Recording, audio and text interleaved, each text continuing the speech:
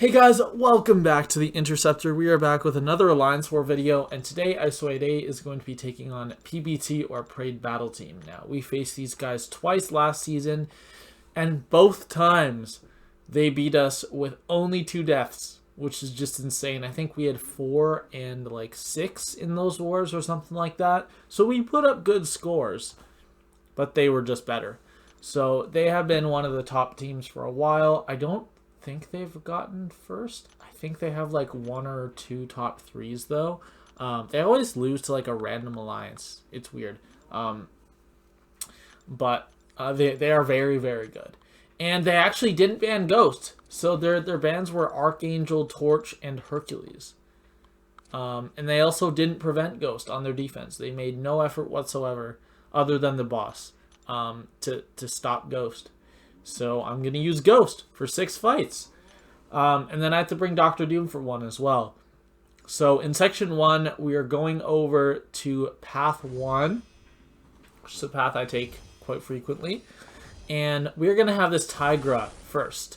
So I had to wait a few hours. Well, I waited like an hour to clear or something like that. I'm not sure. Excuse me.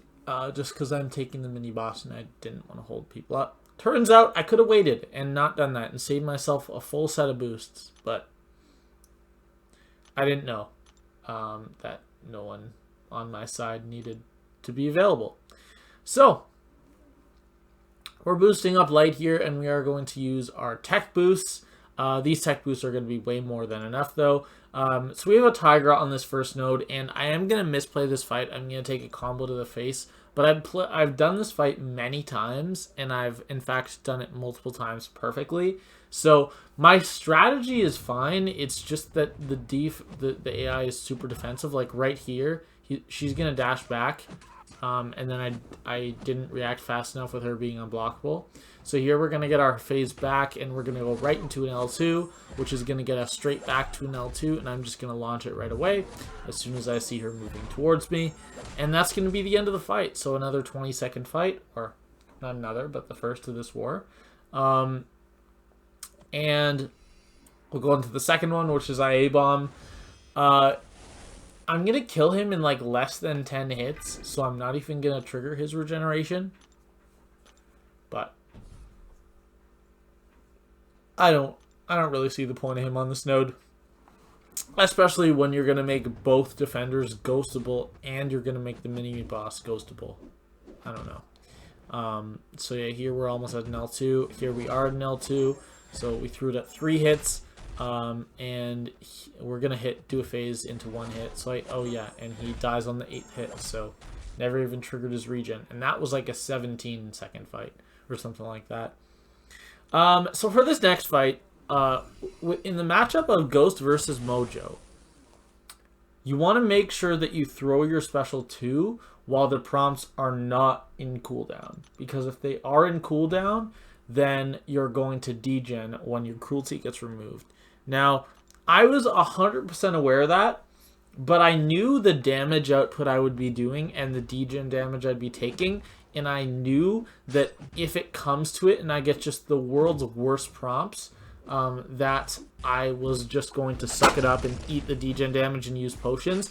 And look at that. The 2 ones I got were block a hit and dash backwards. So I just said, fuck it. You know what? I'm going to degen. I don't give a shit. So I'm going to throw my first L2. My second L2, I've already degen twice, but it doesn't matter because he's dead. And that's a 28, 29 second fight. Beautiful. No problem with that whatsoever. In my honest opinion, with the RNG I got, I played that perfectly. And I don't care. I don't care that I'm set that low in health because I have potions expiring every day from all the gifts that were given for the compensation. So genuinely, it means nothing to me. Nothing. So here, I wanted to be able to take this fight with the rest of my fights, but I'm actually going to be only be able to take this one fight by itself. And this is going to be the one Doom fight. So I started this war with Suicides off because I just placed defense the previous night. And then I went Suicides on for Section 1, and then off for here, and then back on for the end of the war, and then back off to place defense. So it was unfortunate because usually I don't use suicides on offense, but when they give me ghost paths, I do. And this is a pretty straightforward fight. It's Ebony Maw and Footloose. Now, I am going to be fueling the global, but I'm barely going to even take any blocked hits. I think like 90% of the damage I take in this fight is due to the global. There we hit a sweet stand-up intercept. I was just feeling super confident, especially with a rank 4 Doom versus a rank 3 Defender. I just thought, yeah, there's no way I die. In fact, from this point out, I think I only take like 1% damage. So we do have the Fury right now, and I actually dex the first hit, his first medium, and then I parry the light, which is a common strategy I use against Ebony Maw. Get to my L3, and it doesn't quite do as much damage as I hoped, but you know what, it's fine. He is down to under half health, and this is literally my only Doom fight, so I could not care less how much health I end with, because Doom is useless for the rest of the world. So we're going to block some hits there. Going to throw our L1, going to get us to the L2, and he is at 3%. We're just going to throw it, and he's dead. Very easy fight. I don't understand that placement, honestly. Ebony Maw, you're just begging for it to be ghosted, or to be doomed. That's not a thing, but begging for doom to be used. And now we're back to suicides. So before I boost, we're going to heal up.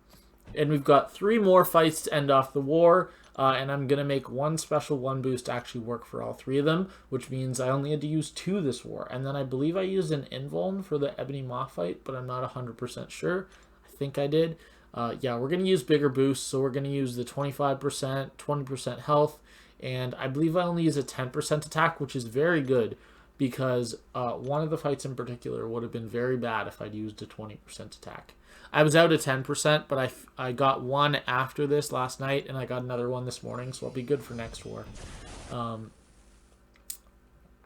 Because sometimes I just forget to do the 6-hour events, or 7-hour, however long they are. But, yeah, we have this M.O.D.O.K here. I'm on Path 5, Section 2, which is the Ebb and Flow Intercept. We have M.O.D.O.K followed by Overseer, and then a mini-boss that I absolutely love the interaction. So Ghost against this M.O.D.O.K. I'm trying to get him to hit into me. He dashes back, so I'm just going to parry the second hit and do a light attack, just because I'm trying to build my power without giving him with giving him as little as possible. So there, high ground came up, so I didn't want to take block damage, so I just got to my L2. I threw it. Gonna send me almost to an L3, but not quite. And that's where the boost came in clutch. If I'd used a 20% attack boost, that would not have worked out, and it would have been about a 20-second longer fight, maybe even 30 seconds. I would have had to bait an L2 to eat all the high ground damage. Not fun. And now we have Overseer, who I thought was going to be an easier one. Now, unfortunately, on this one, my L2 is going to send me to an L3, but I think I play it pretty well. His AI is really aggressive, and I actually get to my L2 before my passive Furies from Suicides expire. But he's at 36%, 10 seconds in, and I have to throw my L3, which does waste a lot of time, unfortunately. I don't think that SP3 skip is in war yet. I wouldn't know. I have it permanently turned off. I really hate it. I think it's stupid. But yeah, so here we're going to bait a heavy attack, counter, and then we're just going to get our intercept and kill him. If he had thrown a special attack, like, I don't care because my special's unblockable, so I just would have thrown it in his face. So there we go. Pretty nice fight. And we'll go on to the mini-boss, which is going to be this Chavez. I didn't actually notice until right now that someone put a white mags on. It's not going to make a difference for this fight, but yeah, I just completely did not notice that. So thank you to whoever that was. I did not see who that was. I didn't know I would get a white mags. I don't need it, but you know what? I'll take it. And the strategy versus Chavez is really simple. You're going to want to dash back at the beginning of the fight. Just because when she is near you and you are phasing and her attack is not a medium, she is going to throw a heavy attack. So right here we get to our L2. Now also on this node there is Stunning Reflection, and I forget what the node's called, where you only gain power, or where you don't gain power from combat. You only gain it from passive sources or damaging their damage over time debuffs. I forget. But actually, that's the end of my fights. That fight went beautifully. And now we have a feature of ManThing taking on a Nova boss. Yes, ManThing. So, basically, we were looking at the Nova boss. We saw Herc was banned. Our first thought was obviously Sim Supreme. No one in the battle group has a Sim Supreme at rank 3 other than the one that's on defense. That's insane. I don't even know if we have one on defense. Maybe no one even has one. But we have like 6 or 7 people with rank 2 Sim Supremes. So we gave the boss to this guy, and we said use whoever you want. We assumed he would use Claire, as that was the logical next choice. He's like, nah, ManThing. So we're like, okay, use ManThing. And I asked him to record because you guys all know that I adore ManThing. I think he is so good. I think he is so underrated. And you're going to see why. Now, the quality isn't incredible, but that's because it was sent over. I tried getting it from Line, and I tried getting it from WhatsApp from the guy. It was the same quality both times, maybe like slightly better. So this is the version from WhatsApp.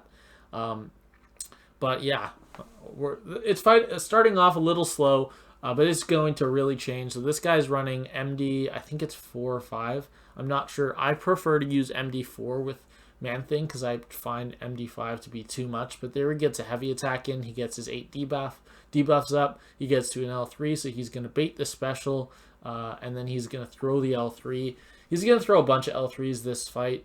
Personally, I like to throw L1s with ManThing. But then again, that's also usually 99% of the time versus non-stun immune opponents because you can do a heavy right after. But yeah, he's barely going to take high ground this fight just because he always has so much power of his own. And he's just dealing with these L1s from Nova beautifully. It is awesome to see. Nova's going to get to his L2 a few times in this fight, and you're going to see what happens, like right here. But watch this. Absolutely beautiful full decks. He gets off another L2, which sends him right to his L3, and he is just in a cycle right now. He is shredding this Nova boss. Now, obviously, there are faster options, but this is still incredible to see. It is awesome. With such a not commonly used attacker. And look, Nova's at another L2. I don't care. Full decks. Although he gets hit on the very last hit. Doesn't matter. He's an indestructible. Barely counts. There he gets auto block, but because the charges weren't high, you don't get parry stunned. Here he's going to see that he's got the 3 buffs. He's going to nullify all the buffs with his L2. And this Nova's almost dead. He's going to get another L2. He's going to get another full dex. And he's going to throw the L3. This is just incredible. I don't know what SIG his ManThing is. Actually, I could probably check after this because I still have the game pulled up. And war's not over at this point. But that affects the potency of the fury he gains. So I don't know. We'll see. But he's hitting hard. Like, it's not just the secondary damage that's significant. He is doing a lot of damage on his hits, really. So here he's going to throw another L2, and boom, look at that. Like, that is just awesome. Very, very cool. Under 3 minutes. It's a very safe option for a Nova boss if you're super skilled and can evade that L2. Now, unfortunately, we did lose this war. Now, let me tell you the absolute roller coaster that was this war. And a roller coaster it was. Now, I recorded that video about 10 minutes ago. And I went through what happened this war. But I'm going to cut it out because things actually changed. We didn't lose. It's crazy what happened. So I will go through the war first. So we started off the war. We were at like 40 attacker kills. They were at 15 at that point, and then we died our first time. And then we decided to just suck at the game, and we died 4 more times in the next 20 fights, and we were 60-6. And at that point, they had 1 death. And I go to bed, and we were at 100 attacker kills, or I think like 115. And they were at 1 death still and like 40 attacker kills. So they had a real slow start. They might be their time zone. I honestly don't know where they're from. And then I woke up and it was 6-6. Sorry, we had 5 deaths. It was 5-1 when I went to bed. I woke up and 6-6. And we had similar attacker kills down. They had a few more. They had like 10 more. And I was like, okay, we have a chance. And then we died again. And then right when I thought it was over, they died again. Until it was 141 attacker kills for us and 148 for them. And then we died again. And it was 8-7. And that was the score when I originally recorded this video. And then I went to record the video. I took the screenshot when it was 146-149 and we were losing 8-7. I'm like, okay, we lost the war. The war is over. It is over. So I record my video, sad about losing, and I was talking about how all 3 wars that we had lost this season were lost by less than 1 death. So, for example, including this war I was considering, this war and the TCN war, which we lost by 1 death. In the TCN war, we were ahead 2,000 seconds. That's how many fewer we had than them, so we were going to win on time if the war was tied. And in this war, we were like 600-700 behind them. And by behind, I mean less than, so we were winning in that aspect. And then in the war versus ASR, we tied 5-5 and then lost on attack kills. And I was talking about how it's crazy that all of our losses are to that this season. And then something happened, and I'm going to show you what happened. We're going to watch, let's just take a look at Alliance War. Let's go to BG1 and see what happened there. Defense.